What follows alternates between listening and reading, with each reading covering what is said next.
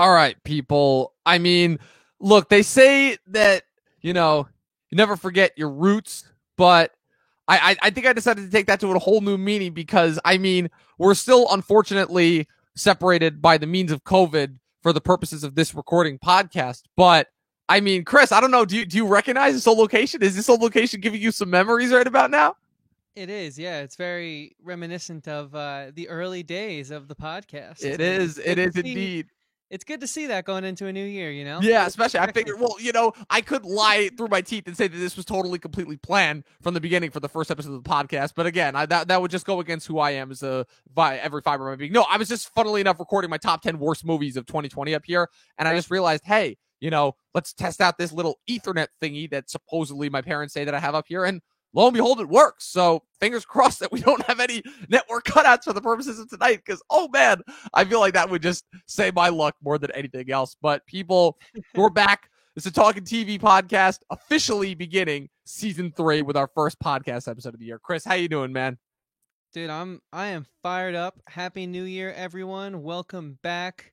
We have a lot to talk about tonight. Starting off the new year with a freaking bang. And we were the only ones that knew that this was going to be the best way to open up the new year because, again, Ralph Macchio and Billy Zabka, they've got their ear to the ground as far as that goes because they knew. They're like, January 8th, why would we wait like a full week and a half? Let's just open the shit up. Let's open the new year with this. This is like the biggest thing on Netflix when it hits. So let's do this. And for the most part, it seems to be paying off. Now, I mean, it's weird because, I don't know. We'll see obviously what kind of the new Netflix, trends are for this year. But it seemed like obviously Cobra Kai, when seasons 1 and 2 smashed on Netflix, they just like took everything by storm. Like the show had already gotten a pretty significant following on YouTube, but like people weren't ready just for like the impact that this had. And that was kind of like in the string of like a couple of hits that Netflix had that just randomly dropped when it dropped an old show last year. Obviously, the other two significant ones being Community and Avatar: The Last Airbender. Those are just a couple of the things that we covered on the podcast last year.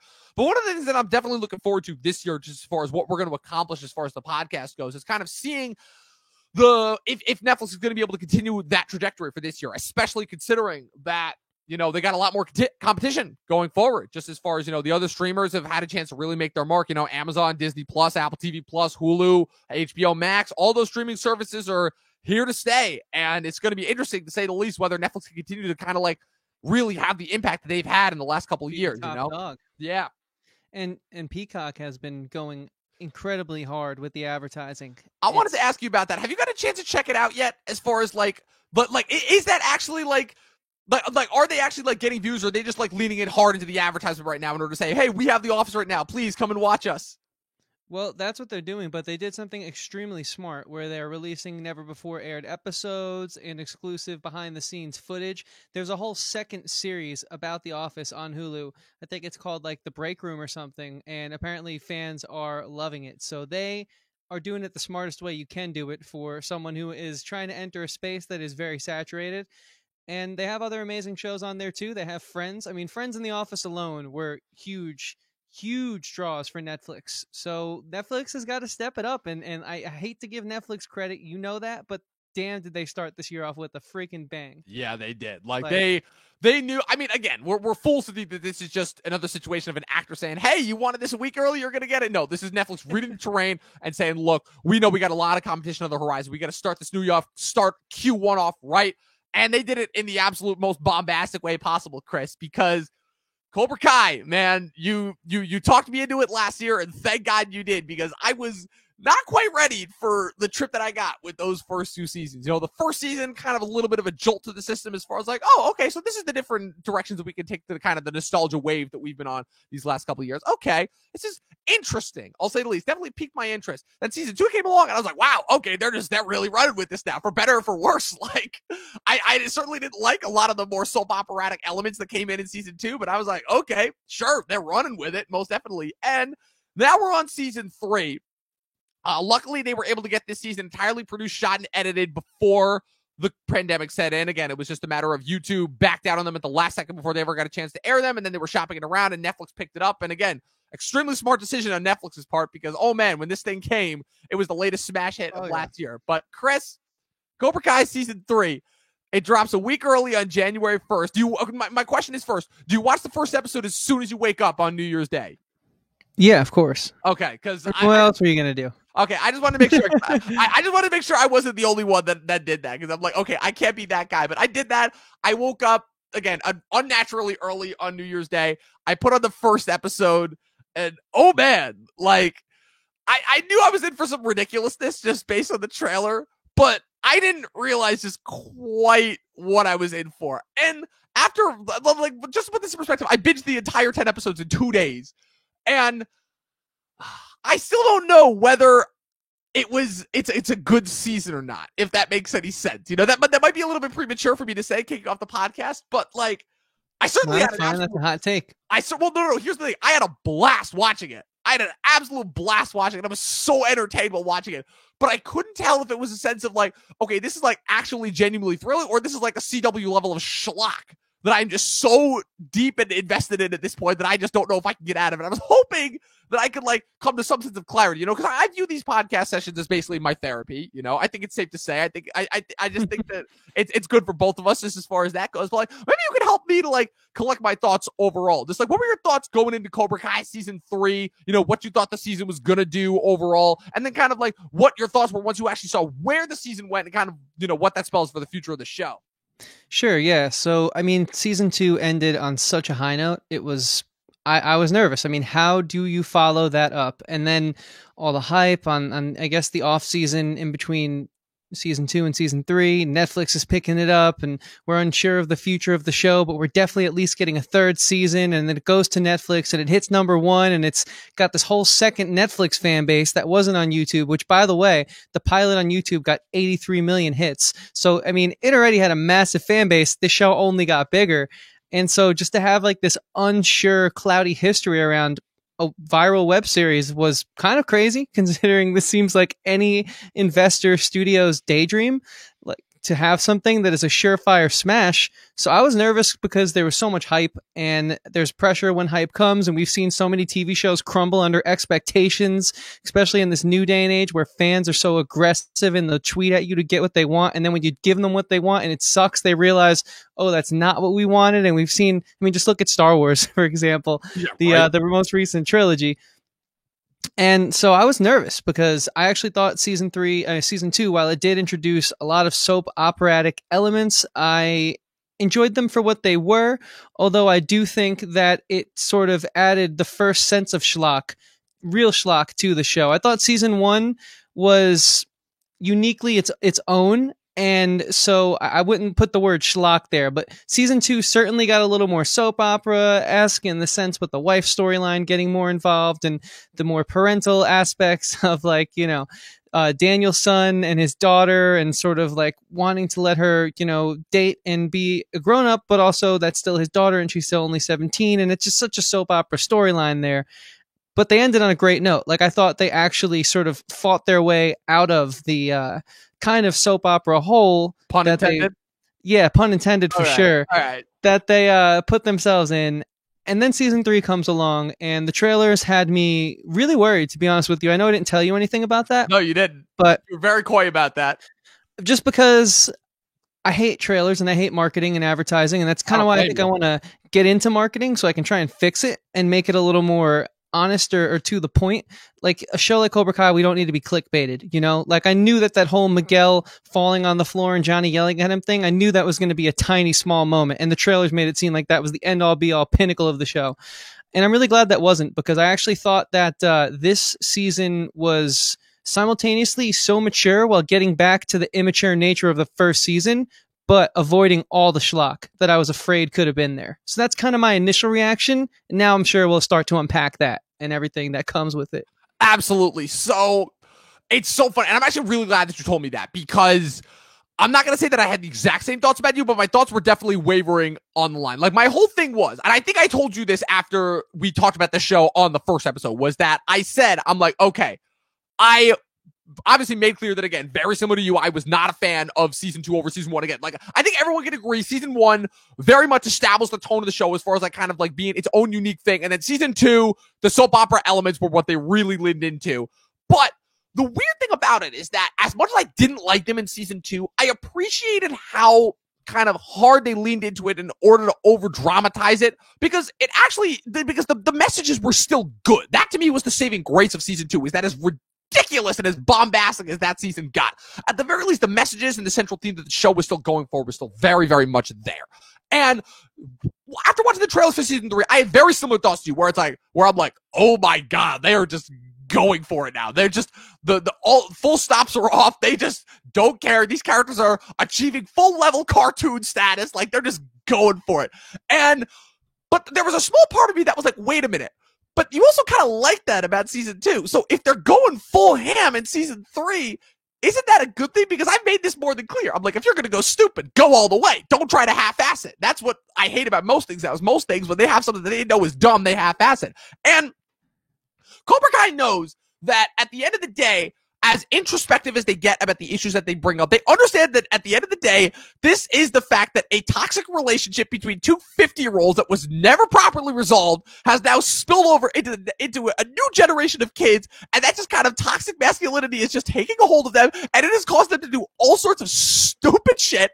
And the fact that the show is constantly acknowledging the fact that it is stupid, it's not quite to the point where it's annoying, but it's still to the point where it's like, you have like that strong sense of disbelief that like makes you question why it is that you watch the show, but at the same time, it allows you to just turn that logic part of your brain off just enough in order to enjoy it. I hope that none of that shit that I said makes sense, but it's just kind of my way of coming to it, reckoning, because I think that the number one reason that while this show's surface is extremely familiar, like literally no joke, like I was keeping track of all the romantic beats that this show had between the kids this season. And I was like, wow, Dawson's Creek, OC. Like, I was just listing off the CW shows in my head.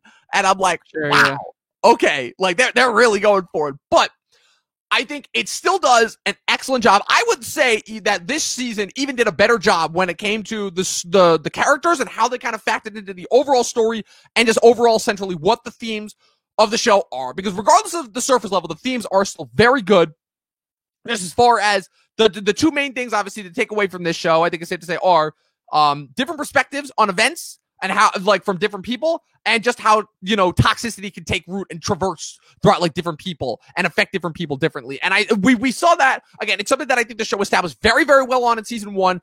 It got away from a little bit in season 2, even though it was still there, like, the inklings were still there, but it went fully back into it in season 3. And I think it actually crafted for some of the show's best moments, if I do say so. Yeah, I could see some of those points, and I actually agree with a few of them. Like the ability that they were able to weave this web of suspending your disbelief in such a way where you understood that it was ridiculous and it was totally illogical and sometimes over the top. As the kids say, it was extra. But it was so charming that you were just like, sure, we're going to sneak into the zoo and steal a snake because this is Cobra Kai and this is what we do. And like, you didn't question it, because I think with this season, I was that one guy that did. I'm like, really? You're stealing a snake? That's what we're doing now? Yeah, I mean, look, it's certainly corny, but to me, it's like the good kind of corny, where it's because these characters are so well written and so fleshed out. Even if they are put in these sort of soap opera-esque situations or these borderline cartoon-esque scenarios, it's just they're so alive and they're so deep and their motives are always so clear. Like, that's one of the things I think that the show did really well this season. We sort of had this like triangle feud between Kreese, Daniel-san, and of course Johnny Lawrence, Billy Zabka's character. And it could have got really confusing, because not only are we balancing the big three, the first generation of karate kid characters in their triangle feud of who's going to be the number one dojo in the valley, we now have all these intermingling love stories. And then what this season did was, not only did it take the kids and make them more adults as they're in their senior year of high school and they're getting ready to graduate, thinking about colleges and all that type of stuff, it also like put the wife as a character, and it brought these cameos back from the older Karate Kid 2 and other Karate Kid movies, the first Karate Kid, the original girlfriend. And so I guess what I'm really trying to say is, the reason that my suspension of my disbelief was acceptable in this scenario, where, other shows that take themselves way more seriously fail, is because this show does the homework that I don't think a lot of shows nowadays are doing, where it's like, I know every single way that Miguel, that, Johnny, that freaking even Daniel's wife would act in a situation, because they're so thought out and they're all so consistent. And I think that really helped a lot. Just the tender love and care that's put into this show is one of the reasons why I think so many people love it, whether they realize it or not. Yeah, these creators, Josh Heald, John Hurwitz, and Hayden Schlossberg. Oh my God, I can't believe I actually got those three right off the top of my head. Deserve all the credit in the world, because it shows that even though, again, they know that they certainly have a tone when it comes to it, they know these characters, and they very clearly love this lore, and they very clearly want to do justice to this story and these characters. And I wanted to touch on what you just brought up there with the bringing back the other older characters. Again, like, I feel like that's something that, again, a lot of shows would just fall into and just use as an excuse in order to, do the member berries from South Park, which, again, is something, it's just a trope that this show could have fallen victim to so many, just as easily. And to an extent it is, but the thing that I probably love the most about when Daniel goes back to Okinawa and he meets with the characters from the Karate Kid 2 is that they're there to once again, kind of continue with teaching him, and as showing that, like, yeah, even though he's like older now and is clearly on the side of good, for better, for worse, he does still have a lot to learn. And that's a thing that I really like that the show never got away from, is that even though much more so now than in the first season, the show has some very clear bad guys, the show is still going into those moral gray areas and exploring just every different perspective of all the traditional black and white, kind of villains and heroes from the 80s. And I love how they go into that with every new character that they bring in, because they still do. They take the chance. That's the thing that I think I really liked this season that I felt like was kind of lacking from season 2 a little bit, whereas season 2 was still kind of riding off the high of the first season. This season, like, we got so much more backstory with Kreese, with Tori, with Ali, with the Karate Kid 2 characters, with what's it called? Poor Robbie. I'm sorry. I'll touch on him a little bit later when we break down the characters, but poor Robbie. This kid cannot catch a freaking break. Oh my God. We saw that a little bit with Carmen.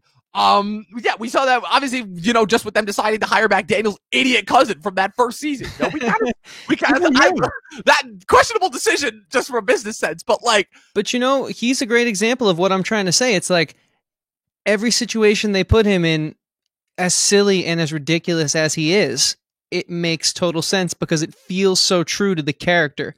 This show does not leave any stone unturned when it comes to like there, if you're directing a show, sometimes actors will ask directors, how do I feel in this situation? Like, I need more. I feel like they're never asking that of their directors, because these characters are just so locked in, rock solid. Oh yeah. I mean, it helps that half the cast is returning people from characters that they've already played, so that certainly does help. But it's definitely a sense of where, again, it's like they say you can never teach an old dog new tricks, but again, when Billy Zabka talked about this, he was actually just recently interviewed by Bill Simmons, where he talked about the fact that it's like, oh yeah, once these guys pitched it to me, it was basically kind of like already the idea that I had been kind of conceiving of where Johnny would be 30, 40 years later. He doesn't leave the valley. He's working dead-end jobs. He completely fell apart. He's still depending on his stepdad every once in a while for money. And these creators just understood that and ran with it. And it just kind of spawned this entire idea of Cobra Kai, where it's like, yeah, well, Daniel probably never got a chance to get away either, and he's made his life here and he achieved everything he wanted, but there's still some sensitive in him that's just not there, overall. And Johnny, for better or for worse, is coming to fill that void in his life. And it's funny to say, because I watched Johnny and Daniel specifically in this season, and I'm reminded of my brother's relationship with his best friend of the last couple of years from swimming. And kind of every time I talk with this said best friend's girlfriend, and I've heard that his girlfriend reminds me of Daniel's wife, in the sense of where she's like, yeah, I'm just playing second fiddle to these two at this point. These two really are the true married couple, because, oh my God. Well, I mean, can Johnny and Daniel seriously just get a room already? It's their petty feud is already to this amount of ridiculous, but just when in the first episode when they were looking for Robbie, I was like, and they were doing the Tango and Cash riff. I'm like, wow, okay. It seems like they're about to get a room. I mean, season 4 seems like it's going to be, and kudos to the show for literally getting confirmed 2 hours after the first season dropped. But no, I'm totally with you on all of it, man, with what you're saying. And so I kind of want to even get more specific as to why I think this type of stuff worked. There was many moments where Hawk, who it was very obvious he was going to have that dark night of the soul and come around and sort of save the day. And there were so many moments where they could have jumped the gun, where they could have forced that earlier on, but they did a really good job of showing him break whatever his name's arm, and then sort of Dimitri, break Dimitri's arm, and then sort of dial back and feel remorse, but Cobra Kai consumed him again, and so it's almost like he forgot about that. And then there was that moment where, they're about to steal the snake, and Hawk's very upset because he's not the man anymore. So what they did there, those are two different emotions, right? One's jealousy, and then one's like feeling regret and sadness, and they showed all the different ways that Cobra Kai was breaking him down, eventually leading to the Dark Night of the Soul. It wasn't like that cheap sort of movie moment where it's like, oh, that one incident happened now, so later he's obviously going to come back, but it's based on that one stupid little thin, tiny, you can't even see that gap, like, you know what I mean? It's like this thing was thought out and developed, where when it happened, you knew it was going to happen, but it felt so right because you saw all the different moments that Cobra Kai broke him down. And I never expected a show like this, as silly as this, to get with kid actors for the most part, no-name actors really just finding their stride to deliver such an emotional payoff. It's crazy to me to think that I can talk this deeply about Cobra Kai. Yeah, not gonna lie. At the risk of getting ahead of myself, I'll just say right now, the moment in that last fight when Eli finally has his turn and turns back to the side of good and saves Dimitri from the bullies, and the two of them team up and start taking everyone out, I was cheering. I was freaking cheering. I'm like, what? I'm like, awesome. I hated this kid last season and at the beginning of this season, and he managed to turn me around that hard. And also, for it to pull off the doubleheader of getting me to like Dimitri, who was a character that I could not friggin' stand. Like, the show knew what it was doing, and this show definitely has legs. Like, that really just gets into, like, what I wanted to dive in with each one of these characters, because each one of those characters, I feel like this was the season where, for lack of a better word, this was the no turning back moment. This is the moment where, it's funny how I'm seeing this with each, like, TV show that I watch and how I break it down season by season, how the piece that each individual season kind of plays in the overall story of a show. And this was the moment where all the characters were set in their path. And there were a lot of characters who I was disappointed at, and other characters who I knew exactly where they were going to go with that. That was kind of a majority cast. But again, there were those few characters that managed to surprise me and make me happy. And just the direction that the Cobra Kai students went under Kreese's direction, and kind of how he was bringing in kind of the old school bullies, and just the kind of the show's use of its continuity. I think that I have not been a big fan of recent shows, is that recent shows will bring in characters for a season and then just make them disappear. And then by the time you finish with it, it's like, oh, it was just a bunch of individual, pieces. They're never really, the thing that you always loved about shows of old is that whenever you would get to the last couple of seasons, you would always get the returning guest player from the first season in order to kind of harken it back and make the show feel like a fully well-rounded experience. And I like that these guys are doing that. And I like that these guys kind of understand that. In addition to pulling from all the Karate Kid movies, they're also kind of establishing their own lore and mythos and harkening back to the first season, because the bits, obviously, with the original bullies, the one thing I will say is I definitely did the focus on Miguel's recovery, definitely robbed him of the most character-wise. I felt like character-wise he didn't have that much to do this season. I felt like it was mostly on Johnny, at least for the first half, and there are kind of a couple of problems that I had with him this season, but okay. This was without a doubt like the moment to me where all the characters are set. And, they're making their path forward, just as far as Johnny and Daniel finally teaming up and finally putting, it seems like for now, their petty feud to rest and understanding that Kreese is the greater enemy overall. But again, the show did not hold back when it came to Kreese either, because again, for a man who came in and ultimately proved to be the next Emperor Palpatine, as far as I'm concerned, is just be that slimy villain that just delights in being the absolute most evil, scummiest person on the planet. We got some very unexpected and very refreshing backstory with him, to say the least. And oh man, dude, provided for probably some of the best parts of this season, like with those Vietnam War flashbacks. I was expecting, again, I saw the cheap Netflix sets and I'm like, oh god, what are we in for now? Like, first with the cheap 1950 sets and then with the Vietnam sets, and I was pleasantly surprised, to say the least, as far as how good that stuff was. Dude, 110%. Real quick before I give you my sort of thoughts on that, because I have a lot of thoughts, and I think jumping into Kreese is a good jumping off point. Of course, we have some folks in the chat. We got Stranger Boy. Thank you for hanging, man. And we have Drunk 3PO. Dude, I was literally just watching your Gina Carano interview before we got on here to record this podcast. Good work, man. So, small world. Thanks for giving us some of your time. Appreciate that. Now, Dom, I got to say, what they did with Kreese could have been so freaking corny. It could have been so Arrow B storyline of like season 2 or season 1, wherever he was doing those sort of flashbacks to like the island and he met Slade and they were sort of like, but it wasn't. It had the visual look for a bit. This show literally does karate around all of the BS that other CW shows have to endure. Like, it's totally a CW show. Oh, absolutely. Totally. But at the same time, it's like kind of like a hybrid and a first of its kind where there's actually respectable filmmaking, legitimate writing, and depth to characters that we don't get. And this show defies so many odds, and with what they are able to do with these young actors and sort of the way that they're able to bring in this ode to Miyagi and go to Okinawa. And that could have also, like the Kreese storyline, been terrible. That could have tanked so hard. It could have been corny. It could have been, oh my God, they ordered 10 episodes and they have to fill this, of course. But it was so enriching. It actually made my love for the second movie stronger. It actually enhanced those characters who were already amazing and well written in the first place back in the 80s. And it did all of that without being contrived, without feeling forced, just feeling natural. Like, oh, of course, this is the logical step. Daniel's in Japan. He's in a very, very tough situation. This is the first time he's risking financial stability in his life. And where's he going to go? What's he going to turn to? Miyagi, that one presence in his life. And that could be really corny, It could be like a Smallville type corny storyline where he turns to his saving grace, and in the last moment he finds the strength because we knew he was going to do that. And it's not that we don't know that's going to happen in Cobra Kai, but the way they do it is just so human. And I'm just like John Horowitz, man, and the rest of that creative team. I don't know how you write this kind of television, because it's not full of itself when it easily should be. Right. It's not schlock when it easily should be. It's nothing like I've seen before, and Kreese is a great example of that, because we've seen these flashbacks. We've seen these corny, like, oh, let's just like take Vietnam or Korea, wherever war that was, and just make it intense and wild and sort of, this is the reason why he's evil. We need this moment because we're running out of pages, and so we're going to fill this in. But it actually like showed his turn to who he is in such a way that when we get to those last few episodes, it's not that we didn't know who Kreese was, but now we know him even better than we did back in the 80s, than we did back in season 2.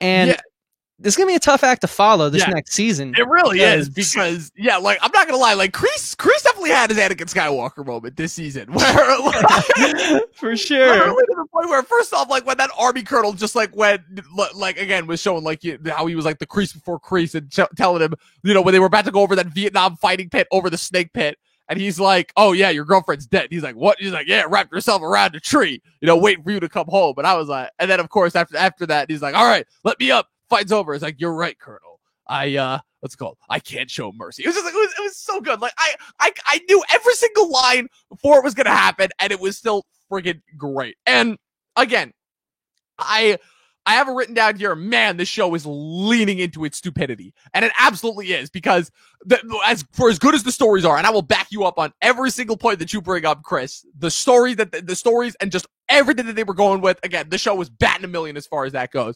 But good friggin' God, do they lead into the absurdity. Like, I'm talking, you thought the fight at the end of in the high school at the end of season 2 was ridiculous? You got a fight in an arcade that like feels right at a Lost Boys. You got a fight in the middle of the LaRusso's house. You have Daniel literally traveling to Japan, friggin' Kurosawa style, and then literally get saved by the biggest Deus Ex Machina I've ever seen. Like, you want to talk about a freaking coincidence right there. You have Amanda getting directly involved in now, rather than being the kind of, fretful wife and everything. She is now actively getting involved, and it's actively like helping Daniel in his feud. It's like, okay, I don't know like what kind of behavior this qualifies as, just overall, like, I don't know what a clinical psychologist would diagnose this as. Yeah. And she freaking gets involved and slaps Kreese. That courtroom hearing, which was like, I swear to God, I felt like I was right back in like Injustice for All with that scene. I'm like, I was waiting for Al Pacino to show up and start yelling, "You're out of order!" and "You're out of order." I was waiting for that to happen. Yeah. Like, oh man. But again, I think I texted this to you a couple times. The show gets away with it because even though it is the most bullshit soap opera on its sleeves, the stories and the themes and the messages it's going for are so good. And it's funny because, like, I can imagine a 10-year-old, every single time I think to myself, this is so fucking stupid. I think to myself, if I were 10 years old watching this show, and how I would think this is the freaking coolest thing ever. And I'm like, you know what?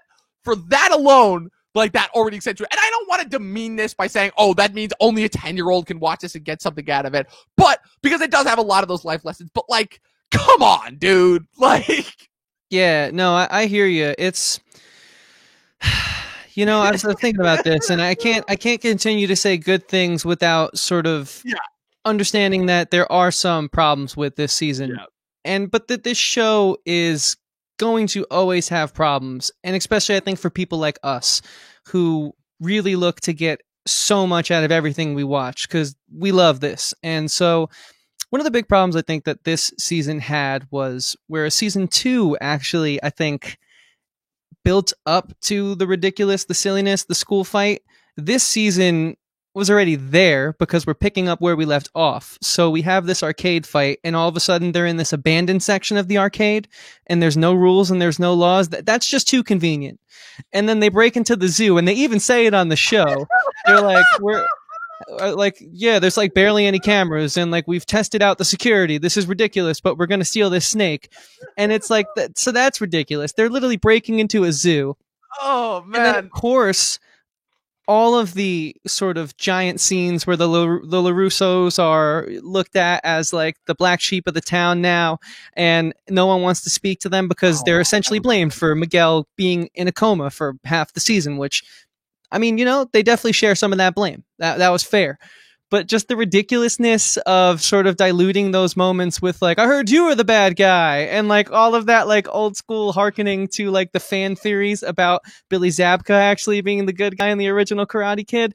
It's silly. And I think that they do shoot themselves in the foot a little bit with sort of the jovial nature of the storylines that are centered around such hate, yet they're in the most ridiculous situations, exemplifying their hatred. They're in an arcade. You know what I'm trying to say. You know what it reminds me of, kind of the subject matter wise? It reminds me of Andy Samberg, just like whenever he's at a roast, where whenever you see Andy Samberg, very, very funny, very goofy person overall. And whenever you see him at like a roast where he's like, gotta go hard, you're expecting him to go so hard. And then he opens his mouth and you remember, oh wait, it's Andy Samberg. He's not gonna say anything that's like actually harmful. At the most, he's gonna be self-deprecating towards himself, like he always is. But for the most part, it's really soft and really kind of streamlined. And that's what this kind of feels like, where it feels like, they're shaping themselves up for like the most super over dramatic events. And then they're just like tussling in an arcade and like messing with each other at school. And like the one bit that I will say that was actually really, really funny and really clever was when Hawk kind of uses Eli face as a facade, as like, oh, sorry, they can't touch me because I'm in my safe space. That I thought was, I'm like, okay, that's fucking brilliant. That's genius as far as like how the show was kind of poking fun. That was bringing back season 1, kind of the idea of like, the modern world becoming, making kids too soft overall. I thought that was actually like an interesting theme overall. And I'm kind of really glad that the show kind of brought that back, if for nothing else, to poke fun in it. But again, that's one of the show's high points.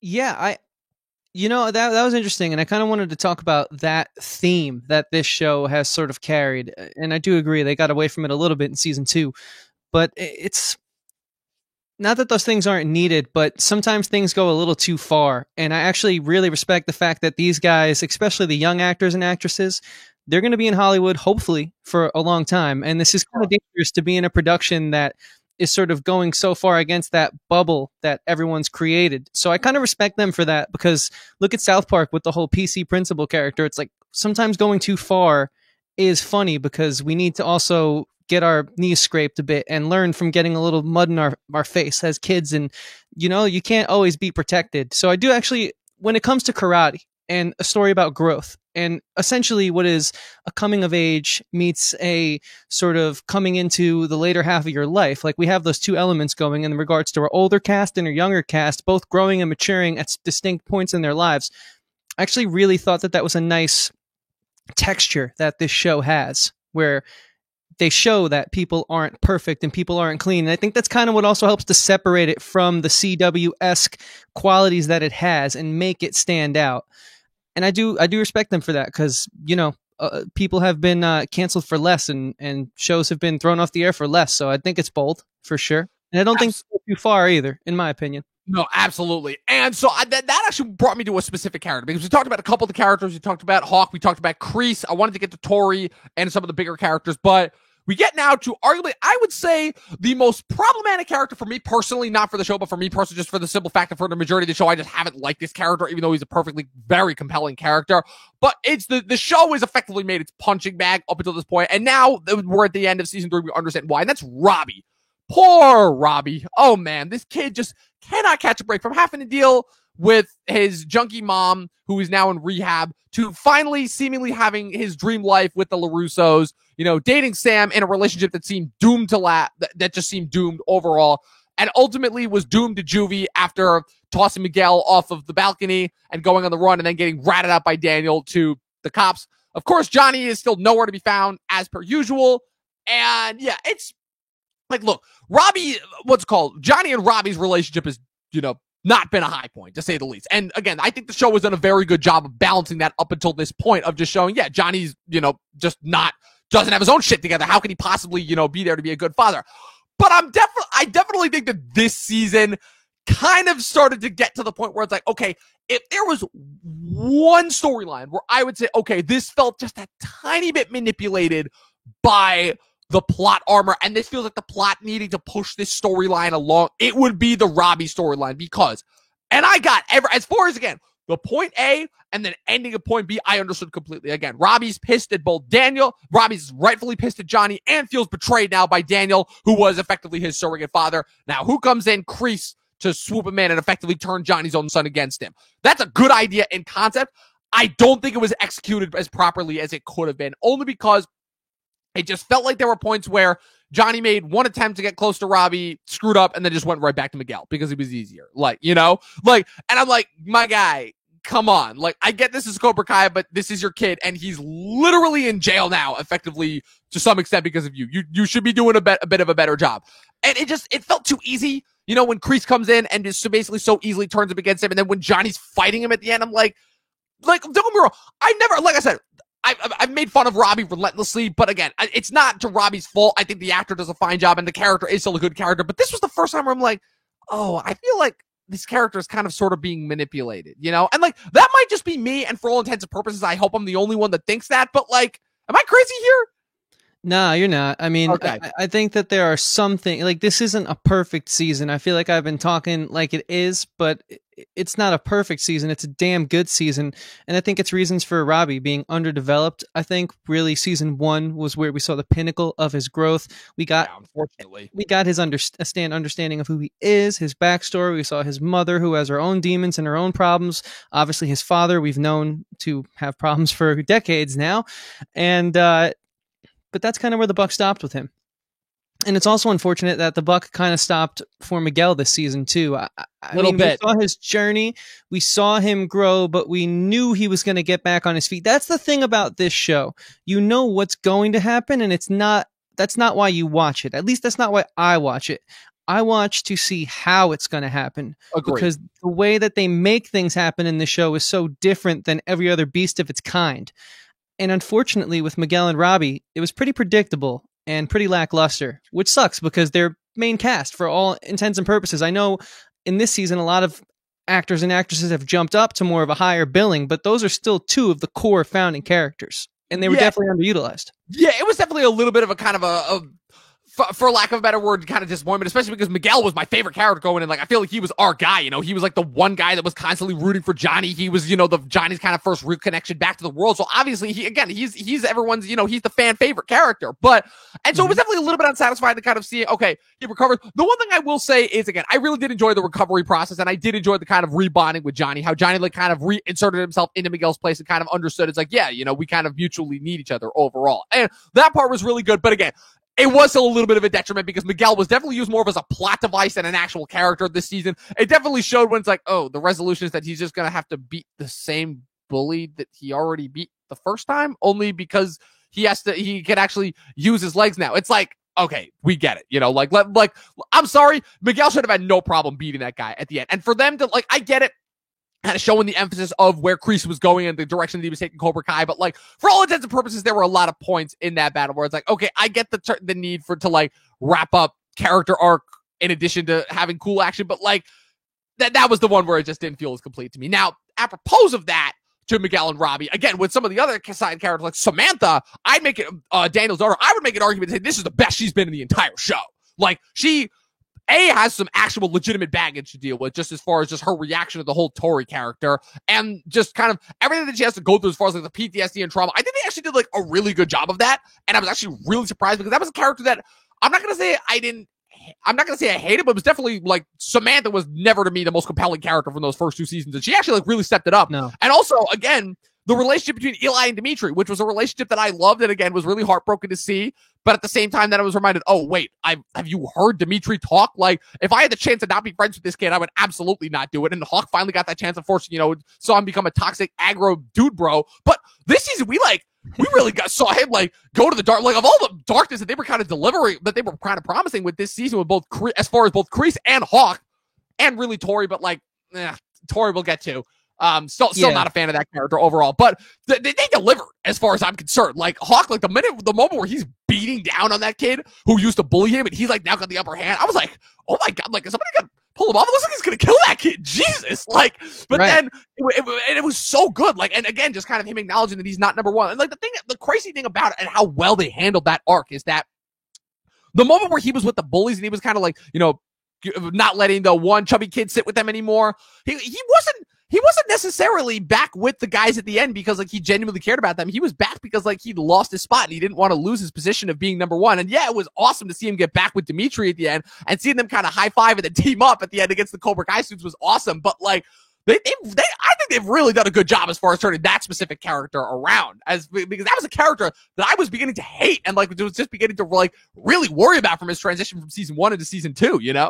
I totally agree with all that. I think that this show did so much more good than it did bad. It really took so many of these characters that we were seeing and were a part of big scenes, but we're kind of just there because, well, they had to be there. It was the Danny and the Johnny show, and, it was the Miguel and the Robbie show, and everyone else was just kind of there, and like Hawk and Samantha. And so they took these characters and Dimitri, right, gave them such growth that now I care more about everything I see on the screen. Like every scene has more purpose now, but things suffered. Robbie, obviously, Miguel, obviously.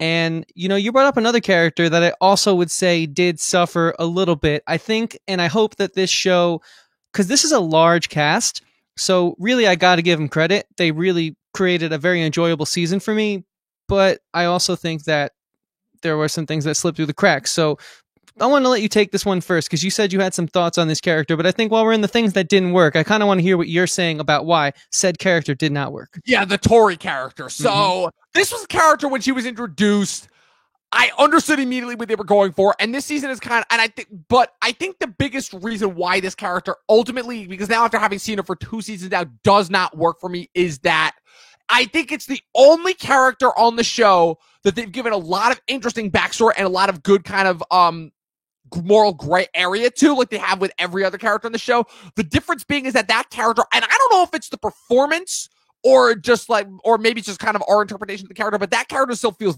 very, very one note. And it's understandable because that character is supposed to be like a direct antagonist, but like when we've gotten such interesting and compelling backstory and moral gray area now from John friggin' Kreese of all people, and now like with the with the bad guys from Karate Kid 2, who again how just showing how those characters have found inner peace overall, and again probably 2 of the best. I mean, like that 4th episode of the show might like that to me is like Emmy caliber writing right there. I'm not even kidding, and I can't believe I'm saying this about freaking Cobra Kai of all shows. I know, but the Tori character to me, it's still an example of, okay, this is the one area where all of these themes, like, and it's kind of falling into like really one note. Like the character is still like so unlikable to a fault, and she's still using all of her like kind of problems that she's had inherently in her life to like just make excuses to be a terrible person. And I think the difference between her and the other antagonists in the show is the other antagonists use their pain for better or for worse as a strength, and she's still kind of coasting off of her pain and just using it as like, she's the only kind of traditional bully on the show, and it's really kind of dissatisfying when you see her intermingled with such diverse characters, and she just comes off as yet another one-note bully. And like I really don't know, like do you think that is from the performance of the actor? No, I actually have a theory as to why I think that is. And I think one thing I've noticed since John Kreese has taken over Cobra Kai, I think it's who he is and the values he instills in these kids, and the way that they then have to be written under him being their sensei really makes them one note, because he's not really that deep of a character. I mean, the backstory that we got enriches what we see him do, but in the present day, he's still pretty one note. He's hell-bent on destroying Johnny for leaving him and being the fallen student, and he wants to get LaRusso out of the valley any way, shape, or form and be the ultimate dojo. And, he gets predictable very, very fast and very quickly. If you can't beat these newcomers, you're out. Why are you going back to your place in line? And so I really just think it's them working with what they're given. I think that these characters have potential. I do feel like the whole relationship between Robbie and, sorry, I forget her name. What's her name again? Tori. There's so many freaking names in this show. They could have had so much more of a connection, being both on probation, being both sort of the less fortunate of the cast, and all their connection really was being puppets for Kreese to manipulate the adults that he was trying to slight, and that got old very quickly. These are characters with emotions and feelings, and all you're using them for is to get back at your former student. All you're using them for is to strengthen your numbers, to, beat up more young kids. I wanted more from these characters who do have rich, interesting things to explore. I mean, they have arguably some of the most life experience out of the young cast that we have, as far as the way they've been written and what their characters have been through. And yet, so it feels criminal for them to be one note. Yeah, definitely. And that was definitely a storyline that they were like trying to build to, as far as the, the kind of the moments where it's like, oh, it's Juvie. And it's like, don't bother filling out the form. They don't care, like those are all the pieces. I'm like, okay, all the pieces are there. Like, and then just, where did that go? Oh, we're going to steal Snake from a zoo. What? Oh, okay. Like, okay, we're just back in Vietnam. Like, those were the parts where like the show got a little silly. So, and real quick, while we're talking about Tori, because you brought up that Snake scene, it's like, you would think that and this is where, like, obviously some of the writing fell through the cracks, because it's like Robbie, he still went along with it, but he at least thought, like, should I be doing this right now? Trespassing, sneaking in, I'm on probation. But her character was just so one note, so brainwashed by Kreese that she was Cobra Kai till she died, almost to a character fault, that she didn't even think twice about trespassing or stealing, and it didn't make sense to me. Someone who cares about their mother that much is just going to be so gung-ho to go in there and rob something. Yeah, right. I don't know. It's like, yeah, we get it. You don't care, but it's like, have a freaking brain, It's like that's just the point. It's the point where the good storytelling doesn't save the soap opera nature of it, because again, like, there's a reason why soap operas are soap operas. So the last kind of thing that I wanted to tackle with this season is, of course, again, the thing that started it all, that never-ending feud between Johnny and Daniel, because even when these two have gone from like a kind of, former rivalry, co-joined to just bitter enemies and now kind of frenemies, with, again, them acknowledging the Kreese is the greater foe. And it really kind of settled into that bromance buddy cop phase, that first episode where they're doing the Tango and Cash riff. And I guess, and again, obviously, they, at the end, combine their dojos. Miyagi-Do and what is it? Eagle Fang is what he calls his new dojo or whatever, have merged. Yeah. Oh, ridiculous. The one kid's like, eagles don't have fangs. And he's like, shut up. He's like, yeah, whatever. And then he calls him whatever his nickname is.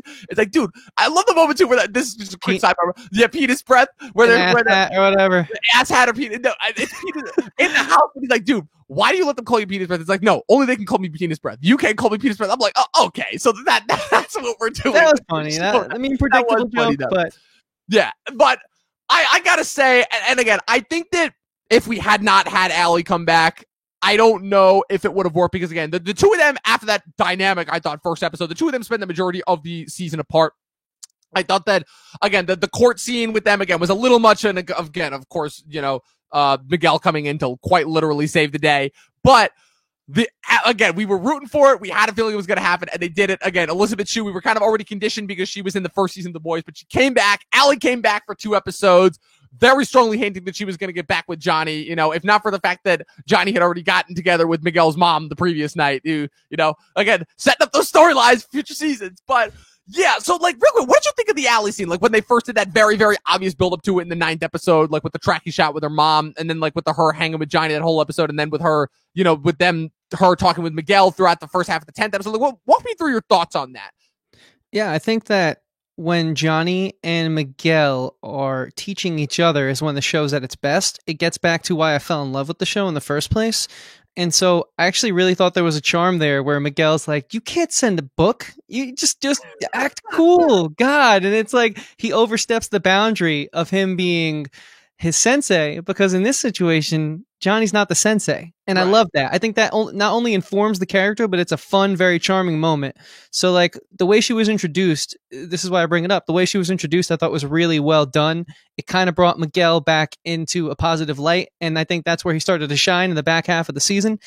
And I thought it was also really well done what they did with her cameo. She didn't overstay her welcome. They had that nice little fan servicey moment, but again, it wasn't pandery. I think it served the purpose of the character. It actually showed the growth where Johnny could have cheated, and he almost did. And hopefully in the next season, he faces up when he gets more in with Miguel's mother. And he's like, look, I did almost kiss her. We didn't because the phone rang. But I think I'm asking questions that I'd be interested to see Johnny answer. And so I think that she helped to enrich the main cast. It was a really well done sort of feature. And I also really enjoyed those moments between her and Daniel-san. That was nice. It was just the right amount of nostalgia before the big finale. Yes. Absolutely agree. And again, I think that I'm really hoping that they don't use this as an excuse to make her character a mainstay in the next couple of seasons, because I can see her coming back as like cameo in like later seasons, like seasons 5, 6, however many seasons they said they want to do with this show. Again, I can't believe. Well, that's a point that we'll cover before we get to finish the show. But yeah, I just thought that her coming in was a really, really nice touch. Again, it could have been done wrong, like so many different other things, like just the show in general. And it was just a really good kind of last final nail in the coffin. It's like, yeah, you're and I hope that it is the final nail in the coffin as far as Daniel and Johnny's feud go, which is like, yeah, you two are both the same person. That's why like you two are getting together. And again, as funny and as fun as it has been, and as many jokes as I made about it at the beginning of the episode, this feud really does need to go to bed. And for the most part, it definitely does seem like it's going that way. It seems like, again, it's our Rocky Apollo Creed moment. It's our Dom and Brian moment. It's our Cap and Iron Man moment, you know, as far as these bitter enemies that are now the best of friends. We love seeing this in movies. We love seeing this in stories. And again, the creators are very well aware of it. And again, if this was the thing that they were building to the whole time, then kudos and props to them. Now, there was one thing that I did want to hop into before we got off, which is, Chris, you sent me an article today as far as the creators' discussion for the future of the show. So you mentioned season 4. Season 4 famously was announced to already have been announced before, at the time that it was announced that season 3 would be going on to Netflix. So they are currently, I don't think they've started production on season 4 yet, but they hope to do so sometime. They just wrapped the writer's room yesterday morning. Excellent. Oh, that's right. I remember. Or 2 days ago, whatever. Yeah, I remember Zapka saying that he was going to be that they were in the middle of the writing process, and that interview was filmed who knows how many months ago. So they're getting into production on season 4. But you sent me an article that said that the creators had plans through season. The article mentioned 5 and 6, but I had even heard rumors about like potentially going through like a season 7. And it's interesting because we talked a lot about how kind of like that was a thing that, again, very, very few shows could pull off before, because again, like the idea being that shows were meant to run forever, but shows never rarely can, because, you know, the human brain can only be so creative with a certain premise for so long. And that's what causes so many shows to overstay their welcome. But we've also talked about how in recent years, kind of the idea of those shorter series of television, those 3 to 4 seasons of television, it just doesn't seem satisfying enough. Like, to me, my perfect number for a television series is 5. That's how many Breaking Bad did it for. That's how many The Wire did it for. As far as I'm concerned, those are both perfect shows that say just what they need to say, but also don't feel like they overstayed their welcome, but feel like they had just the right amount of length. But the one thing I will say is that when a show can find an excuse to go over that limit, you know, Game of Thrones, for as problematic as it got, it still had some hits post season 4. And Sopranos, again, the best show of all time, went 7 full seasons. And for the most part, each one of those seasons was a hit. So my question is, Chris, because this was something we talked about a little bit, do you think this show has a legs to potentially go for, again, the show had a very clear direction that it was going for that 3rd season as far as building up to the tournament again, but do you think that they can continue to carry that momentum for a 5th season, a 6th season, a 7th season? You know, it sounds like a lot. It sounds like you're asking a lot, but we know that when a show is a hit, and when it keeps building up steam, and when there are people that will watch it, you know, the creators will listen. Yeah. This isn't a glow situation either. Like, this is an undeniable smash, viral smash, even, if you will. So Netflix has no right to cancel this, nor do I think that we will see the Netflix trap that we've seen many of our shows fall a little quickly from. So that's a really good question. See, I think one thing that really did this show well was the fact that it was the first of its kind on YouTube, 86 million views on that pilot episode and counting, huge viral smash, goes for 2 seasons on YouTube, gets dropped, gets canceled, gets revived. A year and a half goes by. Netflix picks it up, has a whole second life. They very smartly aired the original 2 seasons before it was released, the 3rd season. So we had that in October. The second and first season came out on Netflix, and now we're here 3 months later. it's all been so smart up until this point, but it's also all been so clickbaity, so buzzworthy, so zeitgeisty, trendy. Now they're locked in. They're on Netflix. And now they're like all those other traditional shows where there shouldn't be any more surprises. There shouldn't be any more network changes, which I think all those things really help them. Obviously, it's one of a kind. It's very unique, but let's be honest. All of the buzz and the pop culture sort of surrounding this show really helped it. It's the 80s bubble right now. We have a show about one of the most beloved 80s franchises, bringing those characters back and exploring them in interesting ways. Like, this show is hitting everything to the perfect exact moment of time. So it's tough to say what's going to happen going forward. I do believe in the writing staff. I do think that if we put to bed, like you said, the Daniel and Johnny rivalry and enter a new era of this Cobra Kai, this valley that we're coming to know and love, this world, and further explore these characters and keep asking interesting questions, we'll be okay. But I am nervous hearing 5 and 6. I mean, take it one step at a time. You know, season 4 is written. It's done. I'm confident in season 4. But like, just to confirm an X amount of seasons just because you can seems a bit immature to me, you know? It's definitely a very, very slippery slope, I would say. Again, because we've seen that happen to so many shows where they get renewed. Again, it's a different case for every show. And every show that goes for longer than a certain amount of seasons is a case-by-case basis. It's different for what happened with Lost. It's different for The Wire. It's different for Parks and Rec. It's different for The Office. It's different from Game of Thrones. It's different for The Sopranos. It's different from every show that hit kind of that 5, 6, 7, even 8 season run. You know, again, we're not talking about sitcoms or procedurals that are designed to go for like 20 plus seasons. Again, NCIS is entering its like 18th or 19th season. It's Always Sunny is almost like season 20.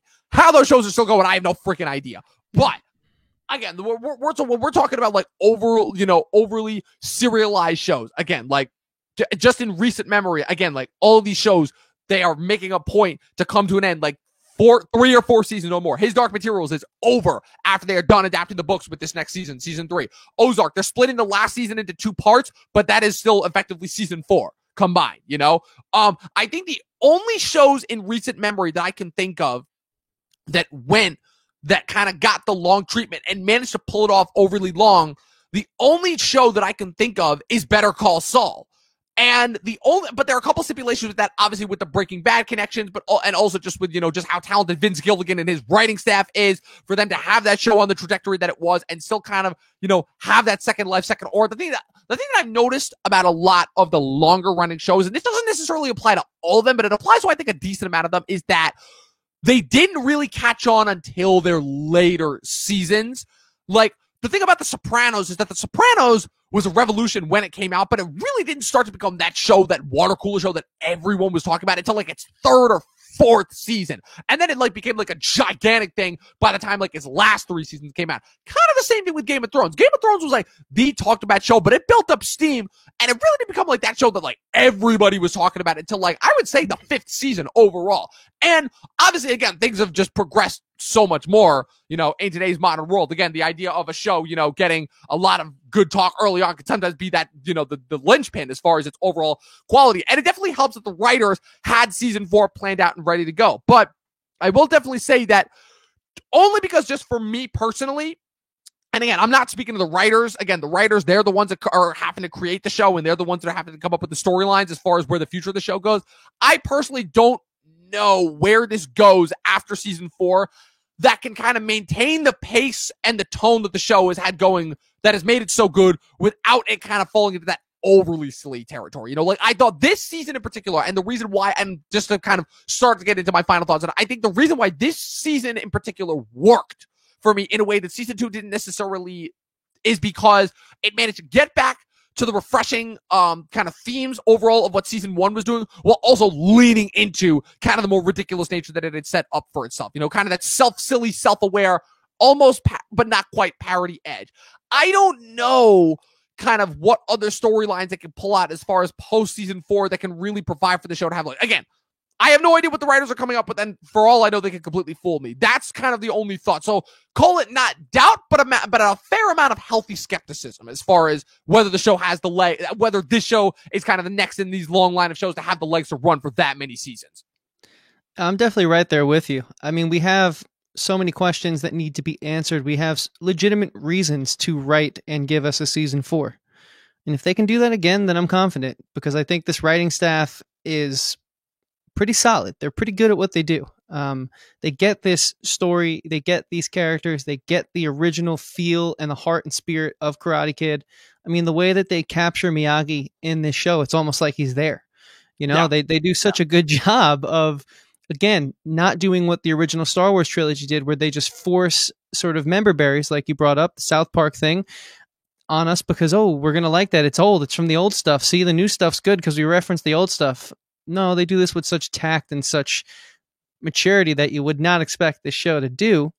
But again, that's because so far they've really taken their time with this thing. They've really made sure that they've, dotted their I's and crossed their T's, like we're really checking all the dots here. We're making a list and checking it twice in this show so far.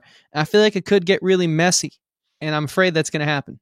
Yeah. I actually think that is going to happen, which I hate to say, and I'd love to be proven wrong. Don't say it. I don't want it to happen. Like, I want to have faith. Again, like, I don't want BoJack Horseman to be the only Netflix show that went, 6+ seasons and was great for the most part every single. I can't. I refuse to believe that I'm like, trust me. I'm like, if Netflix could put out fucking 3 bullshit seasons of Stranger Things, but they could give an introspective creator like Raphael Bob Waksberg the creative room that he needs in order to make his full vision of BoJack Horseman, I'm of the opinion that the Cobra Kai creators can do it. Because again, I like the most recent shows, but I want a show that I can keep tuning into. Like, the fun of Better Call Saul is the fact that I had 5 seasons to get through, and each one of those seasons was paced so well, and each one felt like a chapter, and then it felt like the next chapter in this overly long novel, that I was getting through. That's what I like for my TV. That's why I love the thing that makes The Sopranos and Breaking Bad so great is that you get like 6+ seasons, 5 seasons, like that perfect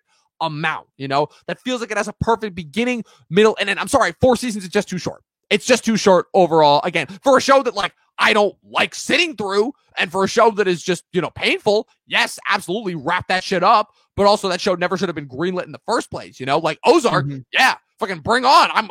I jumped for joy when I found out the next season was going to be the last season, because good God, I want that show to be over. But again, like, I take every show on a case-by-case basis, so I'm with you. That's the magic of TV for me, is getting to know characters on such a personal level that you just can't get from a film because you spend so much more time with them. But more times than not, it goes south because there's not enough attention to detail with these characters to keep them gripping and interesting. So far, Cobra Kai's done that. So shall we hit some closing thoughts here before we say our goodbyes? Yes, we shall. So without a shadow of a doubt, Cobra Kai was definitely the most entertaining start to a year that I think I've ever had. It was, again, for a show that people had to literally force me to watch, and then for me to enjoy the show as much as I have, I never in a million years thought that I would. But while this season to me is still not the best, I think season 1 still has that award. This show definitely to me did what I think Stranger Things season 3 kind of missed the boat on. And I had this as a note overall, because again, if you thought that I wasn't going to take this opportunity to take another dig at Stranger Things 3, you're dead wrong. Which is that the difference to me between Cobra Kai season 3 and Stranger Things season 3. Stranger Things got too scared of its own ambition. I've said this before. The most interesting facets to me of where the Stranger Things characters could have gone were actually explored in season 2 and then abruptly left behind when everyone got scared by the 11th episode. And as a result, season 3 felt like they were taking 3 steps back and making it a little bit too safe for their own good. Versus Cobra Kai, they're going all friggin' in, baby. They know that they're 100% stupid, and they are going all in as far as that goes. With, again, stealing snakes from zoos, even more fights. You wanted it, you got it overall. So with that being said, Cobra Kai is certainly not the deepest show, nor is it the most complex show to watch on TV, but it is a show that everyone can watch. It is a show that everyone will completely understand. It is a show that still sticks to its guns overall, for better, for worse. And you know what? At the end of the day, I respect the show for that overall. And like I said, this is the most fun already that I've had with a season of television in 2021, and the year has only gotten started. So with that being said, I'm giving this season of television of Cobra Kai 4 out of 5 stars. Nice, man. Yeah, I definitely see all your points, and I agree with a lot of them. I have a lot of fun with this show, and it's something I never thought I would say. It's just, I like when shows are so unapologetically themselves. I like when people are so unapologetically themselves. You know, I feel like that's something I'm drawn to, realness. That we have this world of just mass production, and we see something that works, so we need to mimic it. And we have so many clones out there, so many copycats, and I'm sick of it. And so to have a show like this that could easily have been another one of those clones, 80s clickbait nostalgia. I mean, this is source material from a beloved, coveted 80s franchise. Like Stranger Things is just paying homage to so many different 80s things, but this had a life in the 80s, a huge life too. And for them to just offer so much new to it, it blows my mind. And I love the world building. I love how they bring the 80s into this show. It really enriches Johnny. It really enriches Daniel. You know, you kind of see like these guys are hip. They're kind of young. Maybe Daniel more so than Johnny. They're in shape as 50-year-old men, but they're old men too. And so the kids kind of offer new perspectives, and it challenges me. And as I watch this, it really sort of shows that they understand people. And this is a really cool human study in regards to how far we've come as a society and how we, you know, consume our pop culture. That this show does so much really that I would never think freaking Cobra Kai would do or answer or even like beg the question of. It's ridiculous that we can have this deep of a discussion about Cobra Kai. And that's why this is a 4 out of 5 star season. It's not the best, like you said. I do agree season 1 is the best, but goddamn, do I have confidence going into season 4. Yeah, most definitely. A lot more confidence going into season 4 of this than season 4 of Stranger Things. But real quick, just one last thing that I wanted to leave you with before we kind of set our final goodbyes. So Billy Zabka and Ralph Macchio, how old do you think those two guys are? 55 and 54 respectively. Like they All look right. young. You're right about one. You're right about one. Billy Zabka is 55. Ralph Macchio's 59.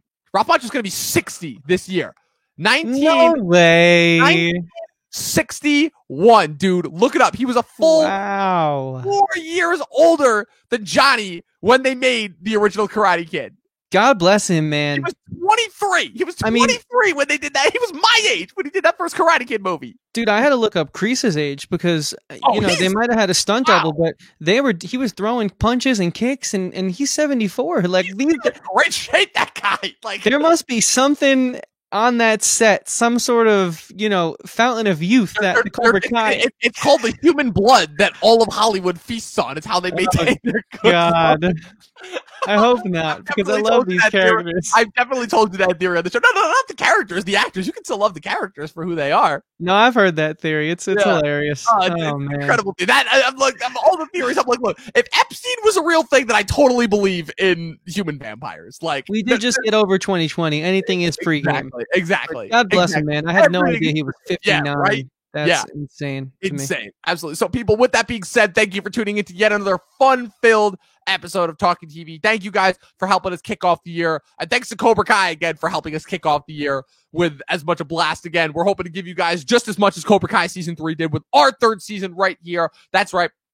If you guys leave a subscribe button, you can get us up to 200 subscribers. We can keep giving you guys the content that it is that we hope to deliver to you guys. Again, Chris has got a new series that he's launching on Wednesday. We've got another, just fun little watch along chat plan for next Friday. The next couple Mondays are going to be interesting because we've got a lot of top 10 lists that we're about ready to roll out next Monday. Again, people, 2001, the year of 9/11 is 20 years old, and so we are going to be covering some of our favorite movies that were released in that year. And then the following 2 Mondays, we will be discussing tentatively our top 10 favorite TV shows and movies of the year. And then the following Friday, January 15th, we're officially beginning it, people, our long trek of the year of covering all, or for the most part, the majority of the Disney Marvel shows that will be released directly on Disney Plus, starting with WandaVision on January 15th. And that's just the tip of the iceberg, people. We've got so much content, so many crazy new things on the horizon for you guys, and we are not stopping. We are like pop star, Chris. We are never stopping here. It's going to be a lot of fun, man. I think season 2 was an amazing season for our show. I mean, we got up to like 180 subscribers almost, and that's all because of you guys supporting us, and that just lit a huge fire under us, and we have so much coming your way. I mean, we're already 190. We had 88 this morning. Now we're at 190. I mean, you guys are more people. You can get us there. You guys are too good to us, so we appreciate it, and this is not where the buck stops. This is the farthest thing from it. Just know that. So. Oh, hell no. Yeah, no. We're, again, like I said, we're like pop star. We are never stopping. Yeah. So, how many blanks in a what, Dom? 12 seasons in a short film, Chris. That's right. We're going to do it. We're going to do it. Hopefully release the short film before the 12 seasons. But before we jump out of here, I did pull our Instagram up, but why don't you tell all the people where we're at in audio form, where we're at for social media form? Just let them know, You can find us on all audio platforms, Spotify, Apple Podcasts, Stitcher, Radio Public, all those other places that nobody else listens to aside from Spotify and Apple Podcasts at Talkin' TV Podcast No G. You can follow us on Facebook and Instagram at Talkin' TV Podcast. Again, as Chris has the page pulled up there again with, his cute little porg, all those Wonder Woman clips. I even did a quick little video on there that was like a New Year's tribute of movies that turned 20 in 2020. That was a lot of fun overall. You guys should check it out. It's how you can stay updated as far as all of our content goes for the rest of the year. And Chris, without further ado, can I do my thing? I would be remiss if I told you not to. Dom, do you have a final message for the people here tonight? Watch more fucking movies and TV, people. We out.